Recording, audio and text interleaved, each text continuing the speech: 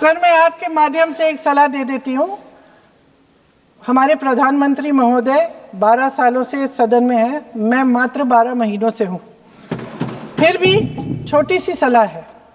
उन्होंने अभी हाल ही में चुनाव था, कुछ महीनों पहले उन्होंने एक सूची निकाली थी कि विपक्षी दलों ने और विपक्ष के नेताओं ने कितने अपमान किए हैं इनके, और उसमें शायद 90-99 ऐसे उन्होंने अपमानों की सूची बनाई थी।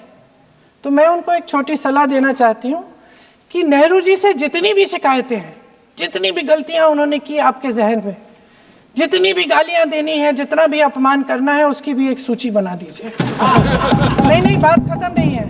999 अपमान, 9999 अपमान, सूची बना दीजिए और फिर हम एक समय निर्धारित करते हैं। जैसे हमने 10 घंटे आज वंदे मातरम पर हमने बहस किया है ना, उस तरह से हम अध्यक्ष महोदय जी से पूछेंगे, एक समय निर्धारित करेंगे, 10 घंटे, 20 घंटे, 40 घंटे, जितने घंटों में आपकी ये शिकायत पूरी हो जाए, माननीय सदस्य आप शांत हो जाए और हम बहस कर लेंगे। लेकिन इस सदन का कीमती समय, जिसके लिए हमें यहाँ पे जनता ने भेजा है, जैसे हमें जनता की समस्याओं को हल करने के लिए चर्चा करनी चाहिए, इस्तेमाल करना चाहिए, उसको एसी के लिए इस्तेमाल करिए। उसके बाद जैसे अंग्रेजी में कहते हैं ना, जैसे अंग्रेजी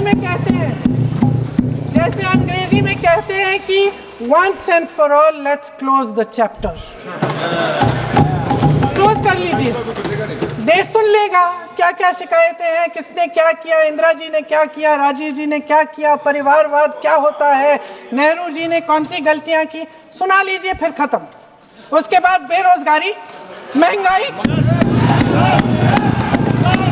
महिलाओं की समस्याएं, जो पीएमओ में हो रहा है उसकी बातें, उसकी चर्चा, जो बैटिंग ऐप के बारे में हो रहा है पीएमओ के अंदर, आप सदस्य प्लीज, जो एप्स्टीन फाइलों में आपके मंत्री महोदय के नाम निकल आए हैं, माननीय उसकी चर्चा करेंगे। आप वंदे मातरम में बोले, आप इधर उधर डाइवर्ट मत हो।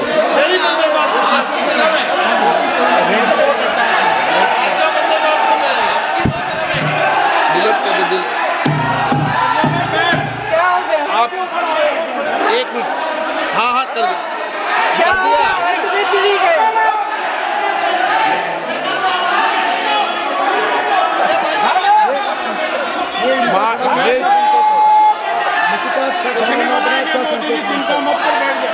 बहुत बढ़िया। माननीय सदस्य 1 मिनट, माननीय सदस्य आप वंदे मातरम पर सार्थक चर्चा करें।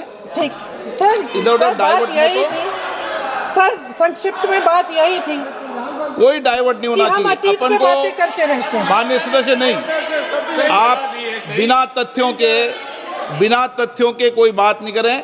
आप वंदे मातरम पे बोले उचित रहेगा।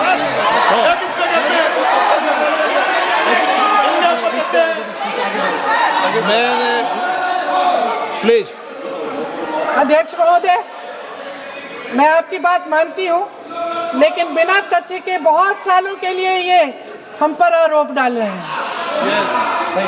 हम चुपचाप सुनते हैं, इनको भी थोड़ी सी संतुलन होनी चाहिए, सुनने की थोड़ी सी हिम्मत होनी चाहिए। ये राजनीति है, हम बोलेंगे, आप वंदे मातरम बोलें।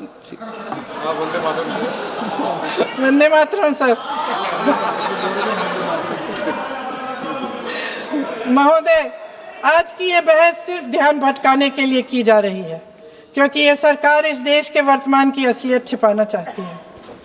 आज देश का युवा कितना परेशान है, कितनी मुश्किल में है, पेपर लीक होते रहते हैं, बेरोजगारी है, महंगाई इतनी बढ़ चुकी है। इसकी चर्चा हम सदन में क्यों नहीं कर रहे हैं? आरक्षण के साथ जो हो रहा खिलवाड़ है, उसकी चर्चा हम यहाँ क्यों नहीं कर रहे हैं? महिलाओं की बात होगी, बड़े बड़े ऐलान होंगे, मगर उनकी परिस्थितियों को सुधारने के लिए कोई ठोस कदम यहाँ क्यों नहीं उठाया जा रहा है? इन्हीं दरवाजों के बाहर खड़े होकर पत्रकार तरह आपने कहा कि आरोप मत लगाइए बगैर तथ्य के, तो मैं बोलूं कि नहीं बोलूं? नहीं, बिल्कुल नहीं।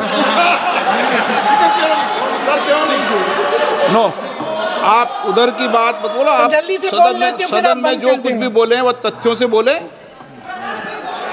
आपको हर चीज ऑथेंटिक करनी पड़ेगी, इसलिए आप तथ्य से बोलें।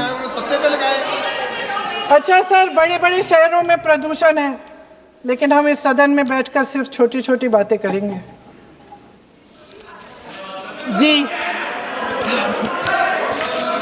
जो अतीत की बातें हैं ना, जो अतीत की बातें हैं ना, जो बार बार आप चाहते हैं कि हम पीछे देखें, लेकिन हम आगे भविष्य की बात, वर्तमान की बात, जो असली समस्याएं हैं उनकी बात न करें, ये छोटी बात होती है।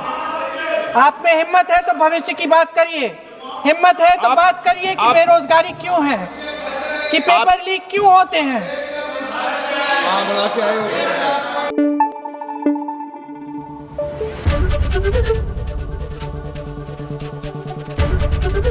एबीपी न्यूज आपको रखे आगे।